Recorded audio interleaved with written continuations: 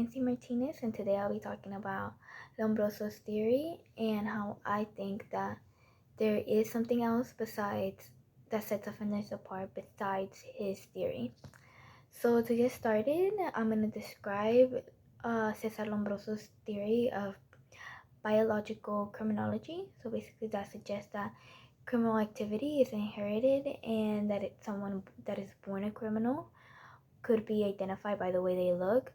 So some things that Lombroso looked for or like used to make his decisions and categorize his the offenders was he measured people's height, their weight, the span of their arms, their torso size, and how it's proportionate towards like the rest of their body, the size of their hands, their necks, thighs, like just basically like any physical characteristic that he could correlate and saw a trend because he found this because he looked at images of other offenders and he put them each in their categories.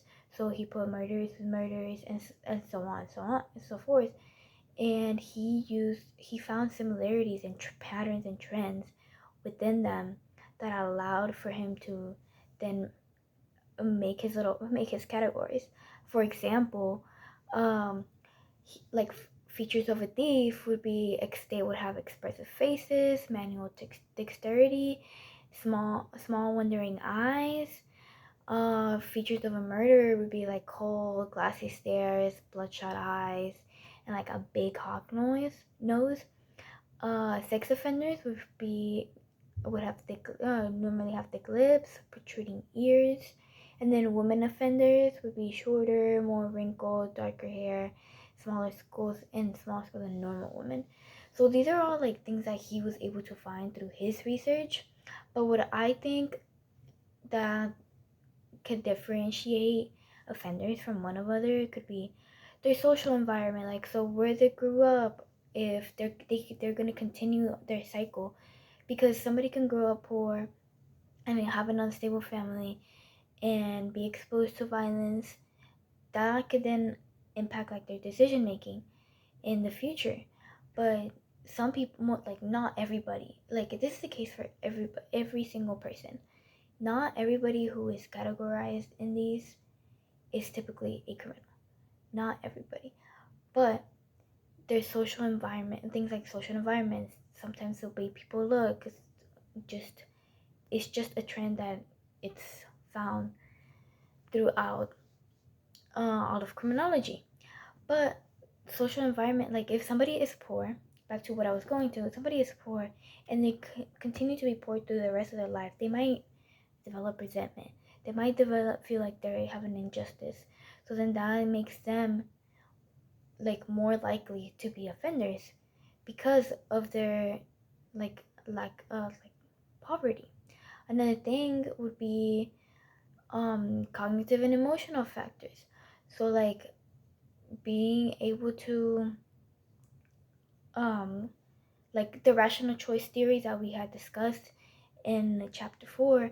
I mean, they weigh the benefits and the cost of it.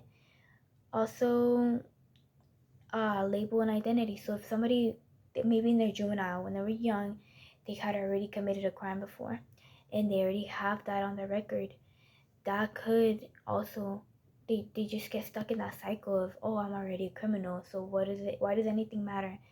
So things like that are just other things that you can look out for that can also be used to differentiate like offenders from one another.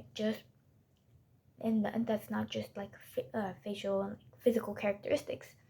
So rather than,